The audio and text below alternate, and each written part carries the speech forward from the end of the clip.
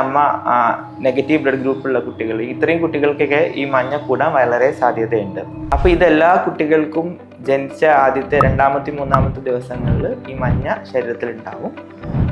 അപ്പോൾ ഇത് പേടിപ്പെടുത്തേണ്ടതാണോ എന്ന് ചോദിച്ചാൽ അതിനൊരു റെഫറൽ റേഞ്ച് ഉണ്ട്. അതിൻ്റെ മുകളിലാണെങ്കിൽ മാത്രമേ അത് ശ്രദ്ധിക്കേണ്ട കാര്യമുള്ളൂ. അപ്പോൾ ഏതൊക്കെ കുട്ടികൾക്കാണ് ഈ കൂടുതൽ മഞ്ഞ ഉണ്ടാവാൻ സാധ്യത എന്നുള്ളത് നമ്മൾ ശ്രദ്ധിക്കണം.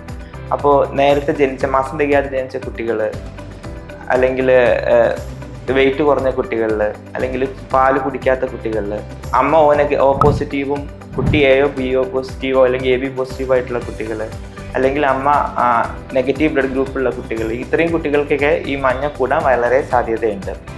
അപ്പോൾ ഇതിന് ഭയങ്കരമായിട്ട് കൂടിക്കഴിഞ്ഞാൽ എന്തെങ്കിലും കോംപ്ലിക്കേഷൻസ് ഉണ്ട്. അതായത് ഈ ഇനീഷ്യലി കുട്ടികൾക്ക് ഈ മഞ്ഞ വരുമ്പോൾ ആദ്യം കണ്ണിൽ വരും, പിന്നെ ഫേസിൽ വരും, പിന്നെ ചെസ്റ്റിൽ വരും, പിന്നെ ആംസിൽ വരും, പിന്നെ പാംസ് ആൻഡ് സോൾസിൽ വരും. ഈ പാംസ് ആൻഡ് സോൾസ് വരുമ്പോൾ അത് മാക്സിമത്തിലാണ്. അതിലും കൂടുതൽ കഴിഞ്ഞാൽ ഇനി അടുത്തുള്ളത് ബ്രെയിനിൽ ഈ മഞ്ഞ പോകും. മഞ്ഞ മീൻസ് ബിലിറുബിൻ പോകും. ബ്രെയിനിൽ ഈ ബിലിറുബിൻ എത്തിക്കഴിഞ്ഞാൽ അത് ബ്രെയിനിലെ കോശങ്ങളെ നശിപ്പിക്കാനും അത് കാരണം കുട്ടികൾക്ക് ഭാവിയിൽ വൈകല്യങ്ങൾ ഉണ്ടാവാനും സാധ്യതയുണ്ട്.